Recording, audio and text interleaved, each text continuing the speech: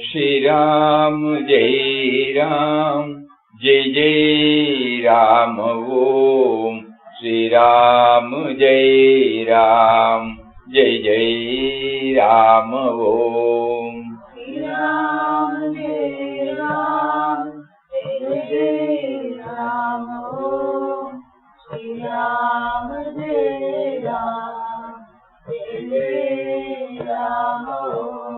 Shri Ram, Jai Ram, Jai Jai Ram Om. Shri Ram, Jai Ram, Jai Jai Ram Om. Shri Ram, Jai Ram, Jai Jai Ram Om. Shri Ram, Jai Ram, Jai Jai Ram Om. Shri Ram, Jai Ram, Jai Jai Ram Om.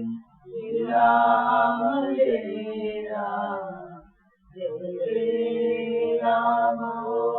Shri Ram, Jai Ram, Jai Jai Ram Om.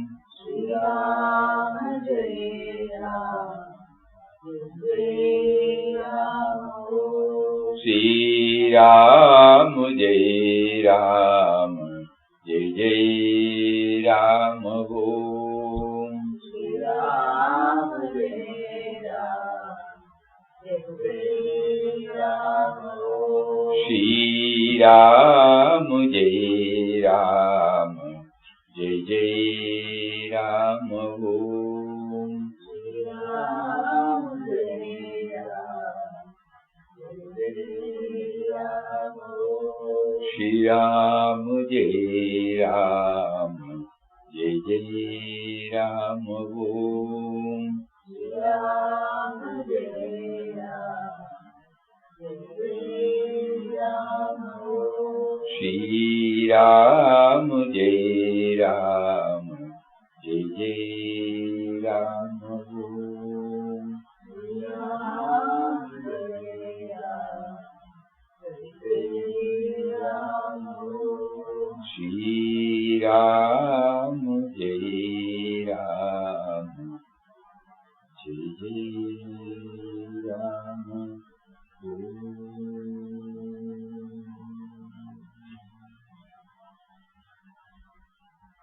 I got deeply doubt. Om Shri Ram, Jai Ram, Jai Jai Ram. Hari Om to everybody. The doubt is like this. Even forget the Ram Nam. You very customary sentence. I could not get the name. I thought no by this way. Any possibility of forgetting it? No. So much I am considered that. It happens, sir. It happens. I forget Ram Nam. Possibility is there. And it happens, you know. Certain things we don't get it, so after some time only. All the years are chanting, decades. How can you forget? No, don't forget total of the entire good prayer. There's a fear inside. The possibility is there. You can pray, even if you make me to forget Ram Nam, you should know, you should make me aware that you have made me to forget. That's enough.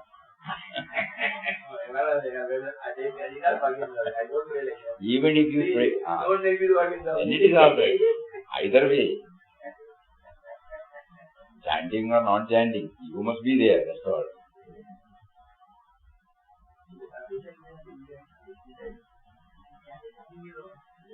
The conflicts will be there in the mind of any sadhaka. Because it has to. Because we are not involved full time in it. No? So, which is alright, God is there in the form of all events, individual situations. But we should know that it is He who is me. Until we get stabilized in this, everybody will be subject to these ups and downs.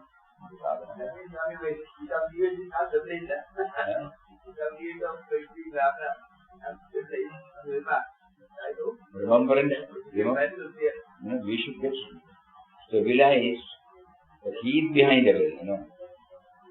Ramnam is one of the sadhanas. Ultimate aim is remembrance. But He is making me to remember, He is making me to forget. He is providing me with individuals, he is providing me with objects, he is providing me with situations to remember him. That stage we should reach. Yesterday, we eat without tasting. That absence of otherness. If we are very clear about it, then there won't be any problem. We should be very clear. Nam chanting is for maintenance of this remembrance. Remembrance. If that is clear, even now when we are chanting, the gap between the letters, these are some of the methods he has suggested. People who have gone through that. So Papa said, end of Ramnam chanting and the beginning of Ramnam chanting, there is a gap. Mataji said you concentrate upon the void. Some device, at the time of chanting, some device. You are there, you are there, you are there. You are there, but I am not aware of your presence. Only I feel I am there. Yesterday in a satsang, he made it very clear to me that so long as the me and mine is there, it is difficult to remember him. So whatever you make me to do, it's okay. But ensure please that I remember you always. Even if you make me to forget, it is okay. But I should remember that you have made me to forget. Even at that particular moment, I may not remember you. Immediately after that, you made me to forget. Why did you make me to forget? And when we sincerely ask these questions, we will get intuitively the answers. 100%. We don't have to think that it will be in a set process. We want to put ourselves in a set process. No. Setting the process, let it be him. Always. How many times Mataji has mentioned, Papa has mentioned even in the poem, remembrance is yourself, forgiveness is yourself. Yeah. All pairs of opposites they bring in, so that we don't condition our mind. Only you are there when I remember you. No, certainly not. Whether I remember him or not, he is always there. So the satsang will help us to remember all these words and feel comfortable. He is there. We forget. As far as we are concerned, he is not there. No? That's right. The fellow, we forget it. For him, he is not there. Oh, he is there. But later on, the moment you know that you have forgotten, it's a great thing. Then immediately you remember, oh, you made me to feel that I have forgotten you.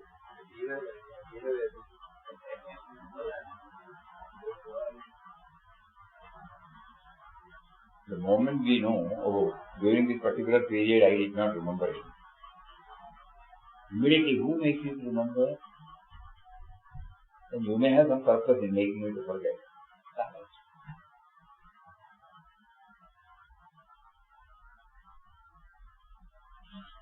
For example, when we were going through intensely the inquest of God, initially we did not concentrate on the last portion, heart pouring. Prompting was not there to concentrate upon that. But again and again, when we go through again, one fine morning when we were reading, we were led into this heart pouring. When we started reading heart pouring, something in us, we were getting aligned with more and more. Then we started enjoying what's on. This is the real evaluation that is going on. Why did you not give me that taste previously? One day we get younger. At that time, you will not be able to understand. So there is a process to be made, and only at the time when you can understand, it can be opened up before you. And then you will get the answer. Today we are prompted to go through the vision for Mars. before it reaches your hands. Especially not all articles. One particular article first we will read. Then we can go to the other one first.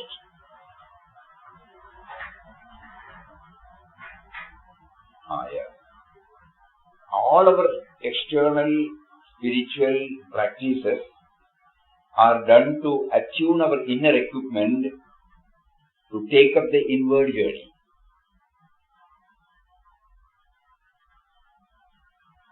Many of us might not have come across Papa's oft-quoted statement that inward journey is a must. We were satisfied only with the external activities. We have labeled these are all the spiritual practices. So external activities we were giving importance. We did not bother much about this inward journey.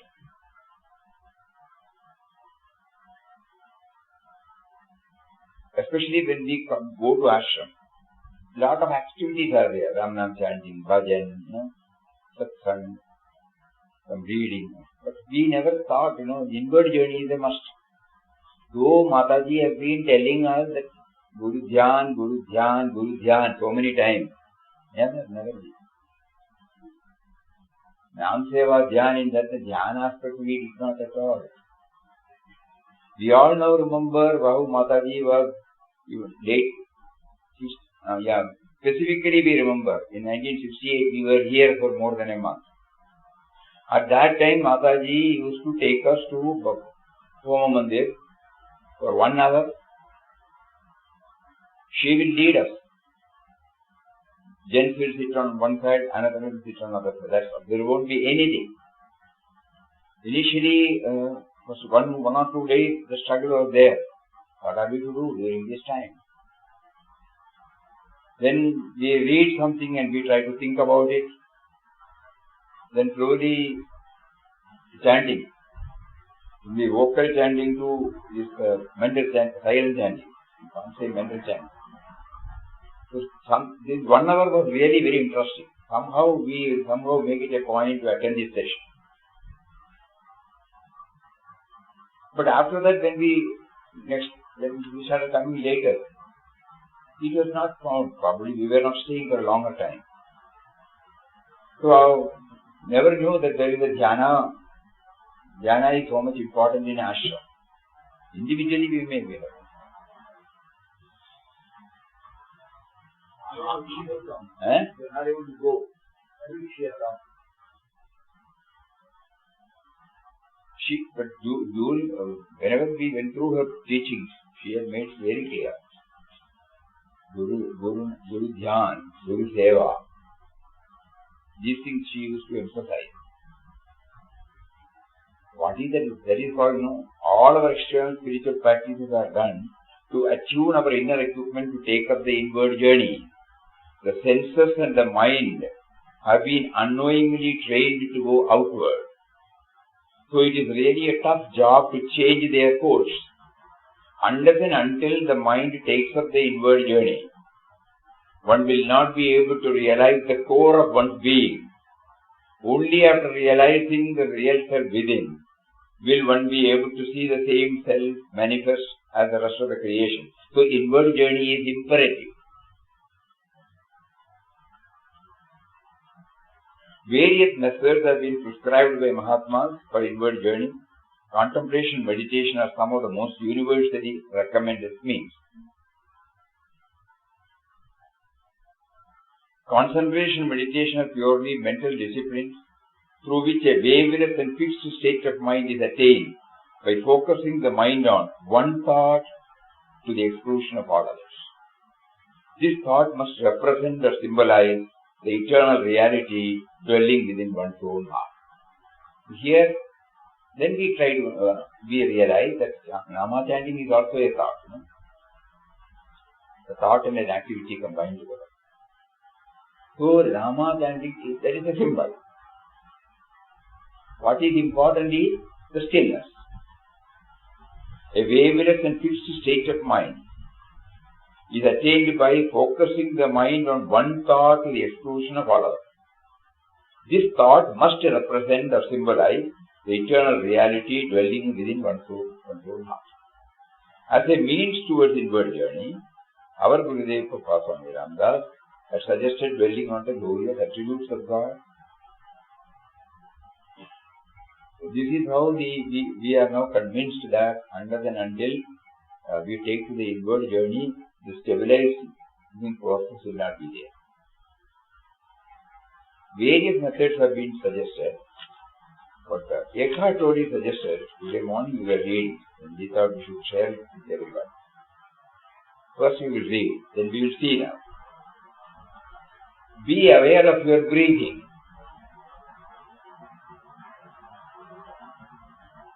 First of all, that is the first step. We are not even aware of our breathing.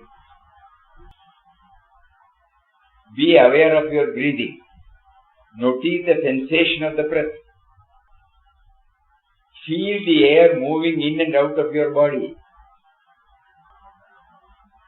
Notice how the chest and abdomen expand and contract slightly with the in and out breath.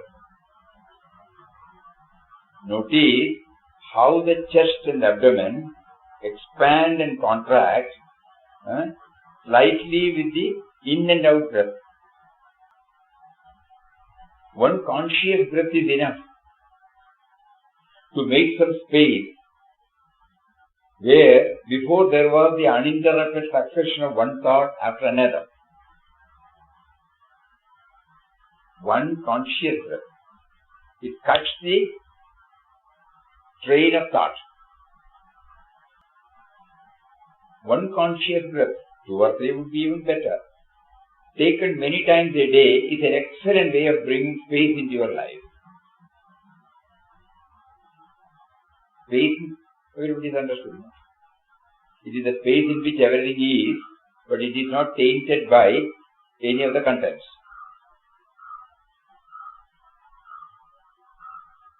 So, Mataji used to say void. Papa said great void. So this is something which we can attempt.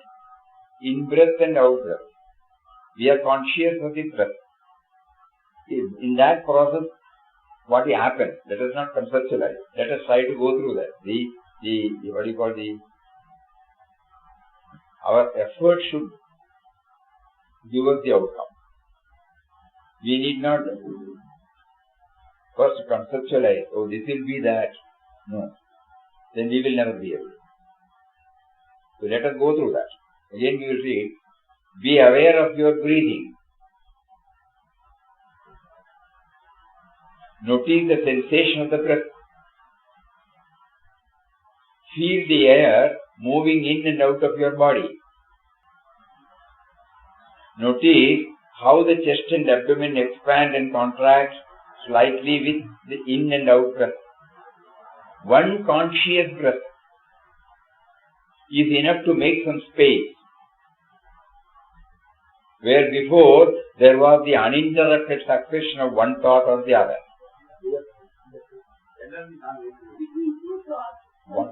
One conscious breath. Has to try, let us not employ our intellect to understand. Let it be experientially understood.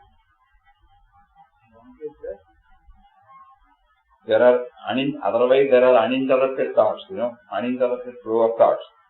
What happens when we consciously become aware of the breathing? That's what it is. One conscious breath taken many times a day is an excellent way of bringing space into our life. So every now and then, during our daily activity,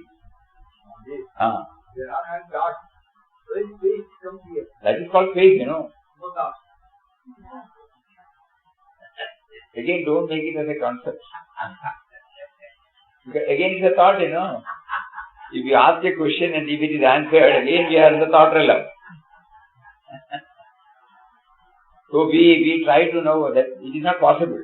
So we try to concentrate on the breath. Okay, breathing is going on. When we are consciously breathing, or when we become aware of the breathing, then there are no thoughts. That means it's an excellent way of bringing space into your life.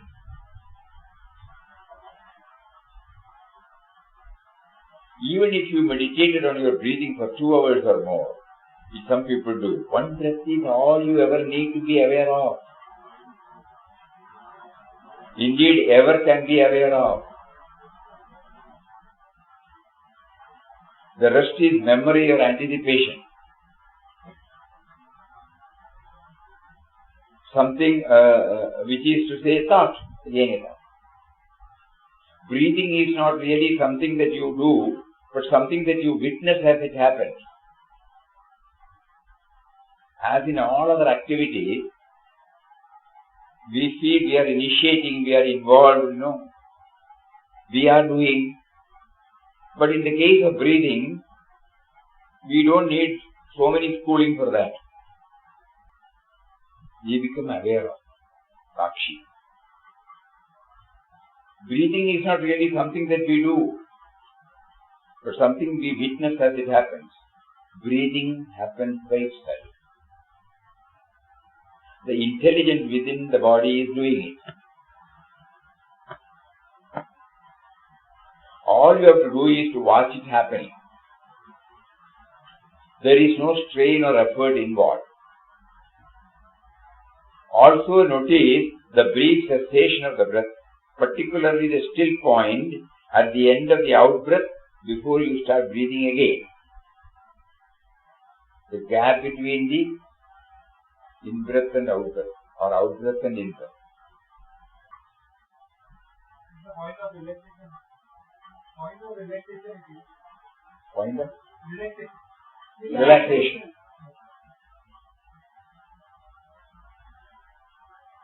But let it not be interpreted by the indirect. It is true, it's a relaxation. Relaxation. Normally we say relaxation when we are trying thoughts, We feel relaxed from the struggle, from the strain, from the stress. But thoughts may be there. Suppose you are hearing a music. All of the routine thoughts are arrested. You see relaxation. But still we have not touched the core of our being.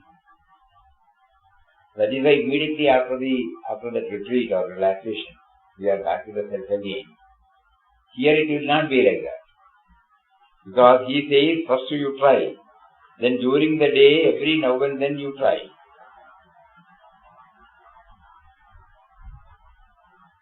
Slowly we come to know that the space is always within.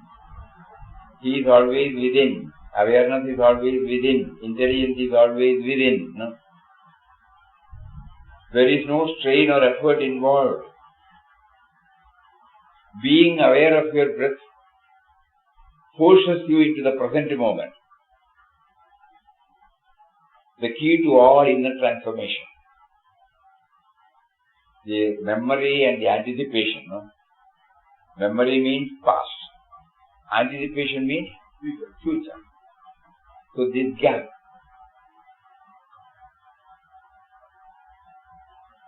That is called the present.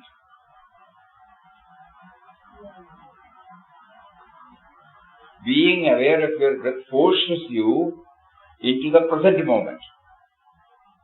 The key to all inner transformation. Now the touch and go will be there. Now at least we become aware. No, it is there, it is there, it is there. Whenever you are conscious of the breath, you are absolutely present.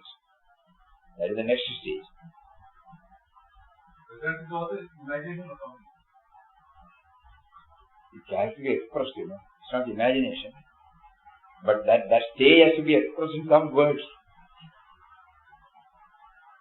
Actually, there is nothing called present.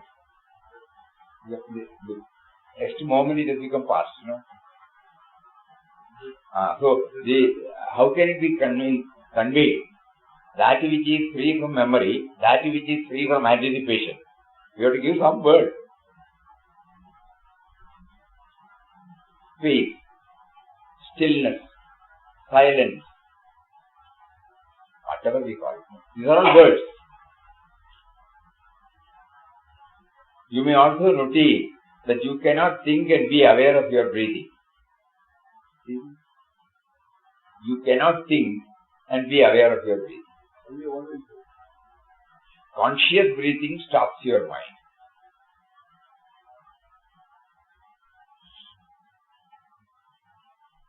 But far from being in a trance or half sleep, you are fully awake and highly alert. Because the sleep is also a stage where there are no thoughts. We know when we entered into the deep sleep stage, when we come out of it, we knew that we were sleeping. That's all. So thought is not there. But here, when we are consciously breathing, there is a freedom from the thought. At the same time, we are aware. This is part of the inward journey. You sleep, you are not aware. You are aware. You are not falling below thinking, but rising above. If you look more closely, you will find that those two things, coming fully into the present moment and ceasing thinking without loss of consciousness, are actually one and the same. The arising of space consciousness. So this is one method. And Pujya Swamiji wrote, consciousness. Consciousness, that means, J.K. used to say that it is a container free from its contents. Contents are the thoughts. So Nirvana Shadagam also suddenly we remember. He removed all that knowable. Knowable means where the thought floats on the knowable. So Manobuddhi Ahankara Chittani Naham, when he says, so these are all some of the clues they have given. So easiest way is to, first of all, Papa used to say, we got the inversion. Another method is we chant Ramna, we observe the chanting. By concentrating your mind on the sound of the name, the mind absorbs the name and thereafter mental repetition starts. It is of course more efficacious, but it is very difficult where there are external disturbances. It needs perfect solitude. When Ramnam is repeated mentally, now let us attentively hear this. When Ramnam is repeated mentally, the mind becomes gradually still and the repetition stops when the mind is perfectly still. It does not remain still for a long time, and the moment it is disturbed, repetition of Ramnam starts again. The effort now is to lengthen the period of the stillness, that is, from the time Ramnam stopped till it started again. The in-breath and out-breath, like that, This is another method. By constant practice, the duration of the stillness is increased until at last it becomes permanent. So some exercise suiting to our taste, temperament, we have to take, The breathing, because it is easier. It is not easier, agreed. It is relatively easier. Because every moment we are aware of the breathing, the moment we become aware of the breathing. Normally we are not aware, it is automated, goes on by itself. But suppose if we close our eyes and start observing, suddenly we realize that when consciously the breathing takes place, there are no thoughts. There are no thoughts means they are free from memories and anticipation. Anxiety about the future and the benumbing thoughts about the past. What is that? Then slowly we realize that is the substratum upon which everything stands.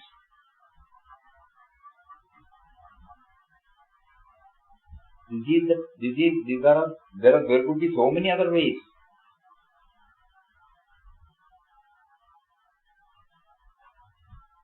But when we keep on trying it, as suggested by somebody, if it does not suit our equipment, naturally we will know there will be an intense urge to live up to, then mysteriously the way will be open.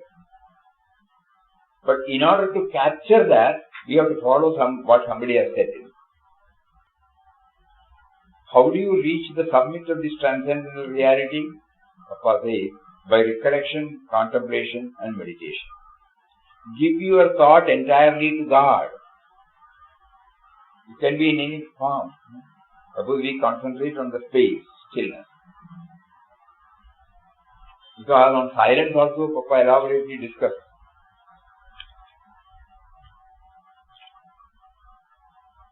How cooling is silence. Talk is like the surging sea. Silence is like the surface of still waters. Silence settles down the disturbed mind to its native calmness. Peace is silence. Love is silence.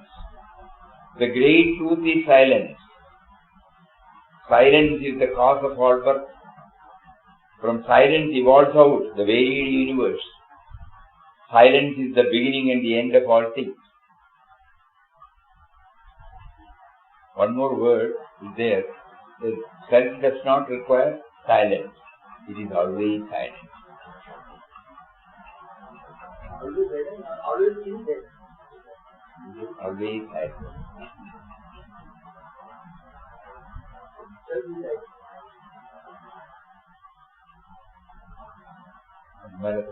Nischalapatve Jivan Mukti.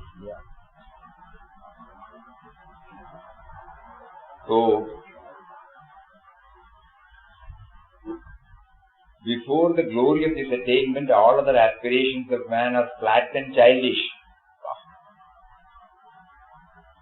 When you can tune your mind with the all-powerful master of the universe and realize his deathless peace, liberation and bliss, is it worthwhile for you to pursue the ephemeral prizes and achievements of the world, however great and glossy they might seem?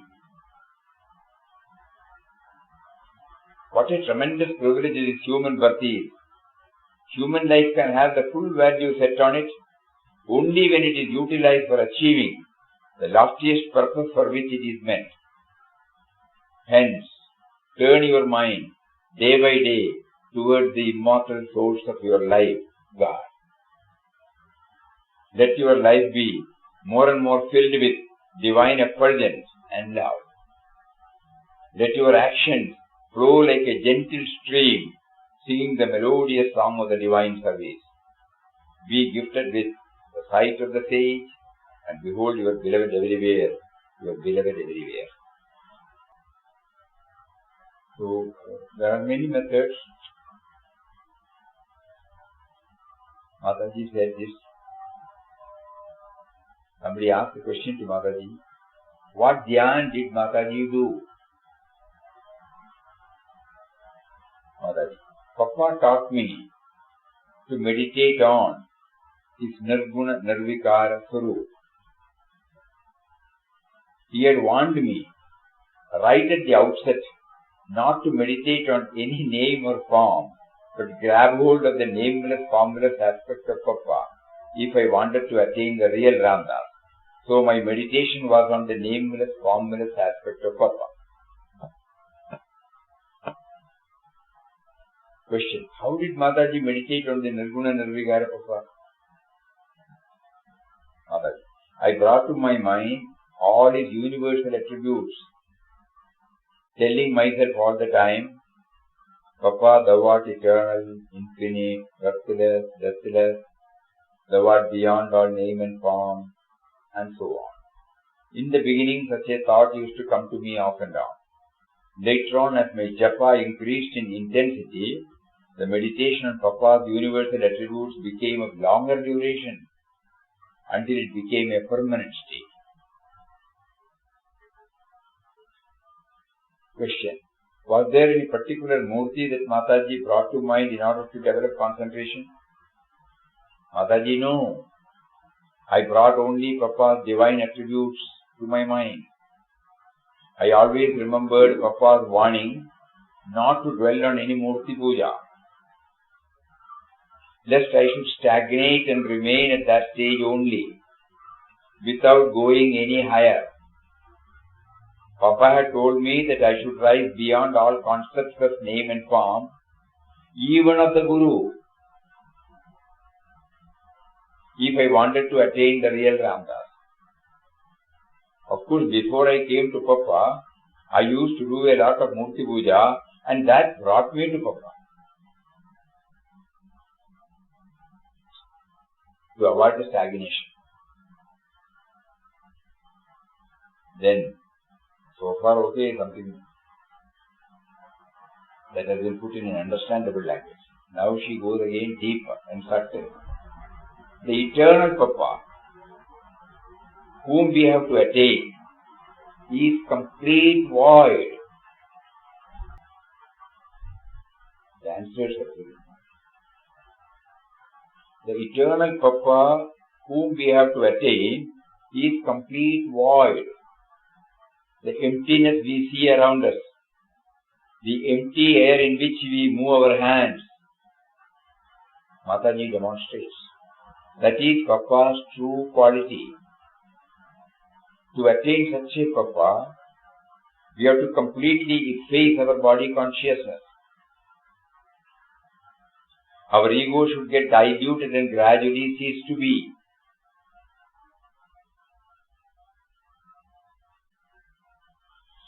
You must become utterly empty within. Empty of all body idea, empty of all thinking processes. The mind itself should not be there. Papa had warned me that even attachment to one's Guru could prove an obstruction to attaining the Guru's real eternal being. So the Nirguna Nirvikar has been defined here, no? A complete void. It cannot be further explained. Anything further explained, it is a thought. And thought can never become a void, no? Thought is something. That in which the thought flows, that much the thought can help us. That's all. Here we have to devise some method. Swamiji says, let us. When chanting the name, there are different methods for attaining concentration. Beloved Papa used to concentrate on the sound of the name itself and was enjoying the bliss of Ramnam. Some others who want some form to concentrate upon have the form of the Ishtadevata before their mental vision, or keep a picture in front of them and concentrate on that. Some others, while chanting the name, keep their mind on God as the all-pervading nameless and formless. Absolute existence that is manifested. Some others, while chanting the name, keep their mind on God as the all-pervading nameless, formless, absolute existence that has manifested as the entire universe and is seated in everybody's heart. You are free to choose any of these methods and follow it. Ultimately, the mind has to be taken beyond all names and forms to rest on the absolute existence, beingness. Since you need some form, you may choose to concentrate upon the form of your Guru or Ishtadevata and meditate on the same. Now clearly he says, what is important is to maintain God remembrance.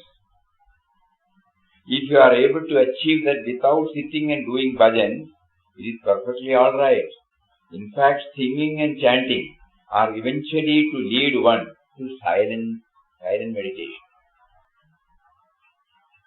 Maharaj says like that example, you all remember? The traveler. He heard about a Mahatma. So he got down. He went there in search of him. Finally, he was led to a small hut. When he went there, he looked for how there was absolutely no furniture. He could not sit because there is nothing there. So he asked, "Where are the furnitures?" So the Mahatma was sitting quietly and asked him, "Where are yours?"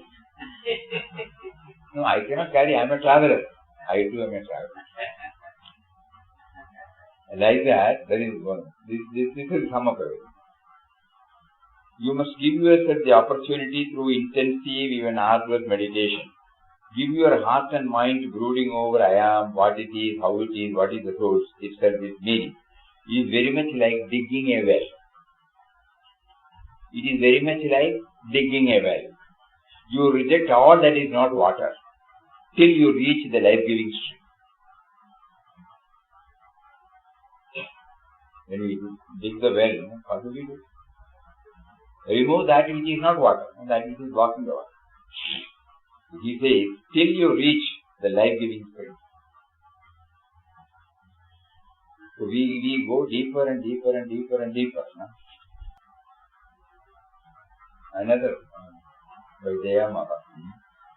Instead of talking about God, instead of reading about Him, now is the time to feel Him.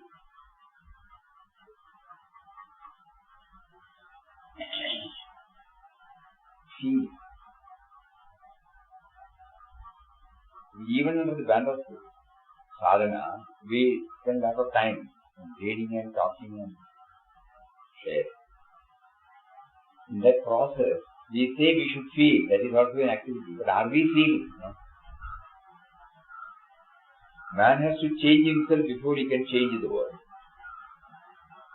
We must find God within, and then with humility share with others His peace.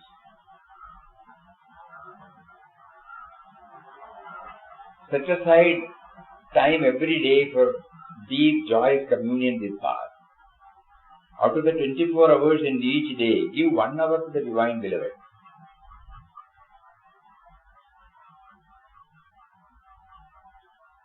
Thy will be done, thou art the doer. Simply seeking the will of God does not imply idleness or lack of initiative and action. God helps him who helps himself. It means rather to surrender to God that He may use you as His instrument to do good on earth according to His divine will. So once again we will read Eckhart Tolle before we close. And then awareness path. That is also a wonderful presentation. Meditate on breathing. Be aware of your breathing. Notice the sensation of the breath. Feel the air moving in and out of your body. Notice how the chest and abdomen expand and contract slightly with the in and out breath.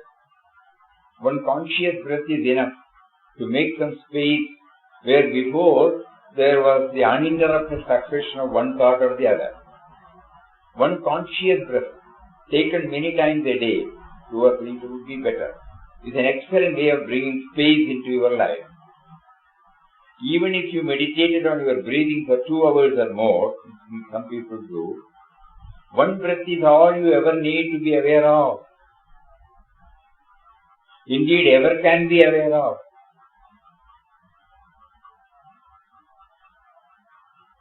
The rest is memory or anticipation, which is to say, thought. Breathing is not really something that you do, but something that you witness as it happens. Breathing happens by itself. The intelligence within the body is doing it. Awareness. Life force. All these things can be there. Buddhi-Vadamasi. All you have to do is to watch it happening. There is no strain or effort involved. Also notice the brief cessation of the breath, particularly the still point at the end of the out breath before you start breathing in again. Being aware of your breath forces you into the present moment.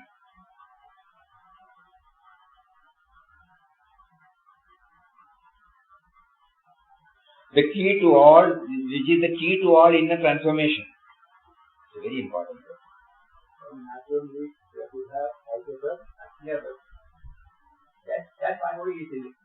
We do it every time. Being aware of your breath That's present. forces you into the present moment. That's the clear point. Okay, we are reaching every time. Whenever you are conscious of the breath, you are absolutely present. You may also notice that you cannot think and be aware of your breathing. Conscious breathing stops your mind. But far from being in a trance or half sleep, you are fully awake and highly alert. You are not falling below thinking, you are rising above it. And if you look more closely,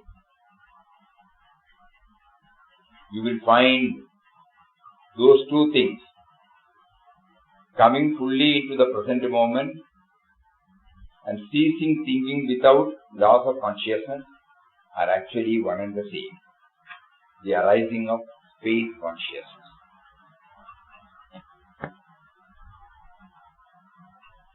You should know we are not trying to intellectualize something, to have one more in your memory. This is something, a clue by which we are trying to understand the core of our being. All this has been explained by so many Mahatmas, so many Shastras, so many Shrutis, so many in different ways. But ultimately it zeroes to this.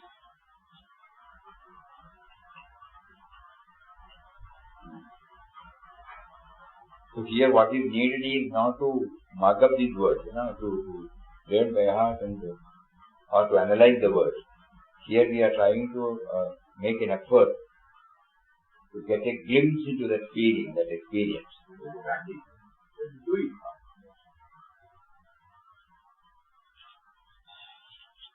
And in our day-to-day life, how can we can practice it in through any activity which God makes us do. An old uneducated woman approached the Buddha wanting to meditate, saying that she was coming to it so late in life, she might not really be able to learn now. He gently advised her, as she drew water from the well each day, drawing water from the well, to remain mindful and aware of every single movement of her hands, and knowing that if she did so, she would soon find herself in that state of alert and spacious calm that is meditation. That means doing everything consciously.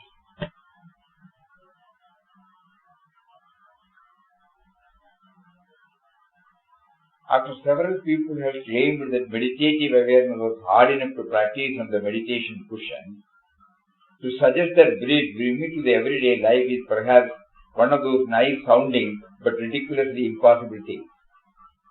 Well, the moment we say stilling the mind, when I go to office, how can I do it? 8 hours I am tight there. All these things will come. When I get up in the morning until we reach the office, so many things have to be done. Where will I get the space consciousness? This is an object. When we are with our friends and we have to honor many of our social commitments, how can we become aware of the space consciousness? So when this was suggested, somebody said,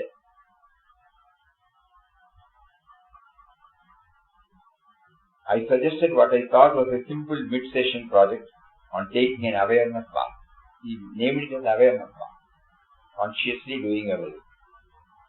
So a woman left up furious from the audience. Tired after a rough week at the office, she yelled at me about all the rubbish I was talking. She had to knead, roll out and cook about 30 chapatis every single evening soon after getting home from work. Completely exhausted by dinner time, she barely soaped all over in the shower before collapsing on bed. She even added that maybe it was only jobless people like me who could afford this silly luxury.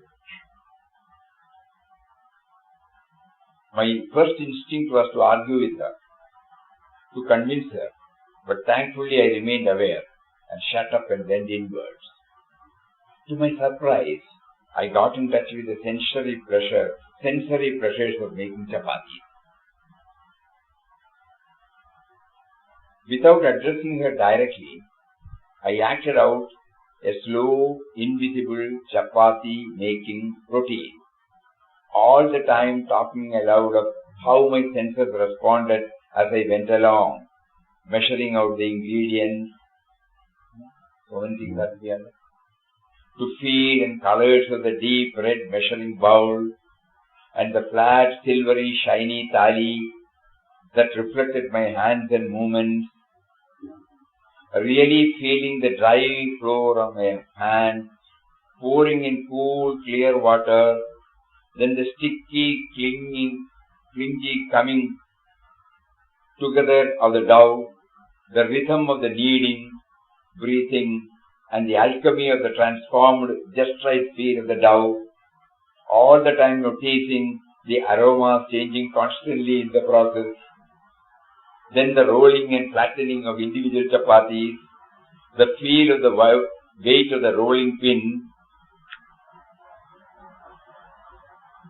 sometimes the perfect round ones that showed up, the amazing smell of the fresh roasted ones, how they puff pleasingly at the end, then slowly flattened down, maybe a few drops of aromatic ghee dribbled on each. It just took a few minutes and there was total silence.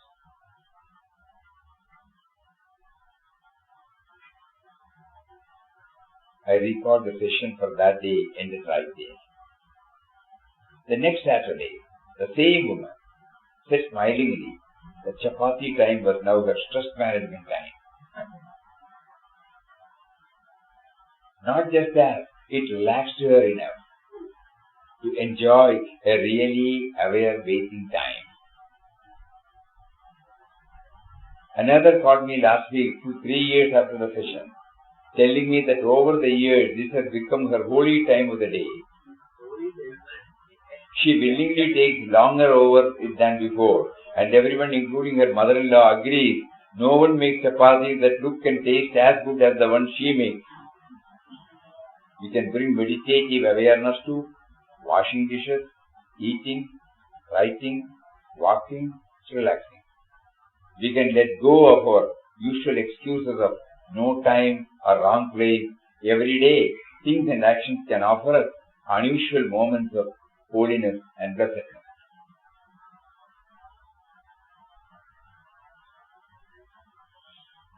Some clues for us to practice.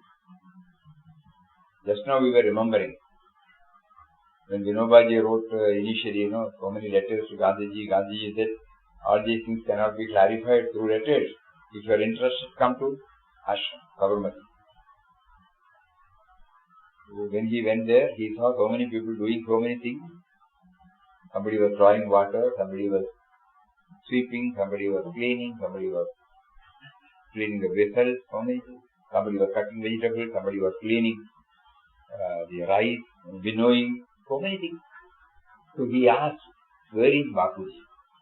So somebody said, the person who is cutting the vegetables is Bapuji. So he went there. So he introduced himself. I am Vinoba. Oh, you are Vinoba. Immediately gave the knife and the vegetables. Start. We can never forget it. There was no lecture. He was initiated into the process and the process gave him the explanation.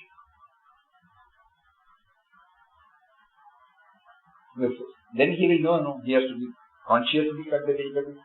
You should know where to put, what should be the size, how much it should be there. A simple act of cutting vegetable made Vinobaji to become the Vinobaji, a real Vinobaji. No? So that was the process we were set on.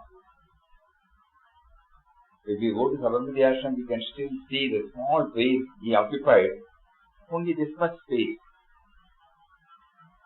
That was the place given to him. And then the saga starts. So at that time, when we read, I think it was in the book.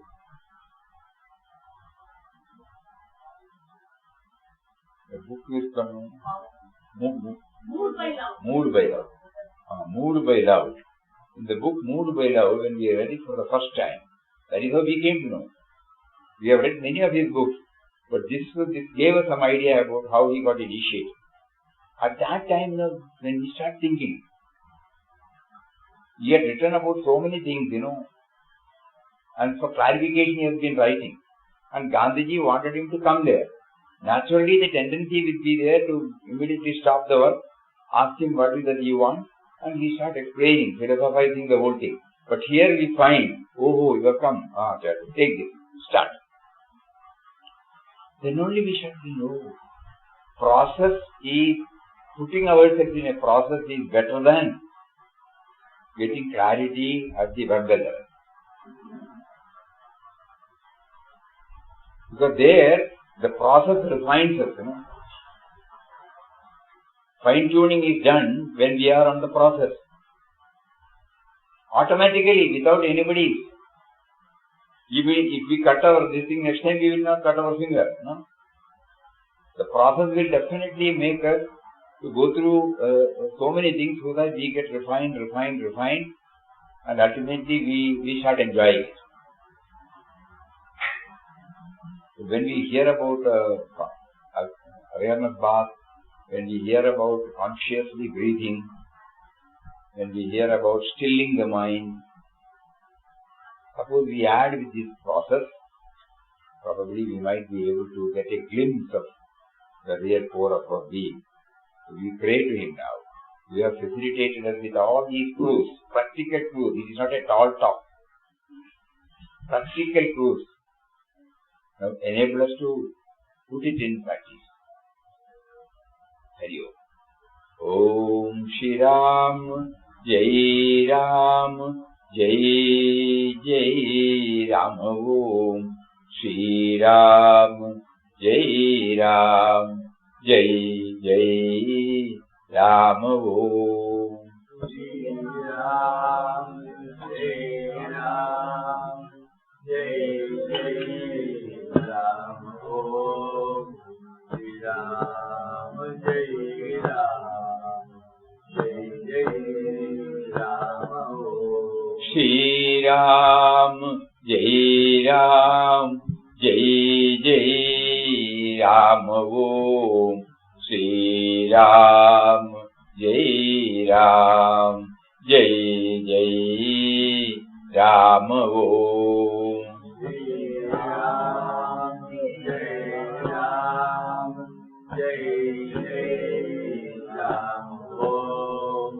Shri Ram, Jai Ram, Jai Jai Ram. Om Shri Ram, Jai Ram, Jai Jai Ram. Om Shri Ram, Jai Ram, Jai Jai Ram.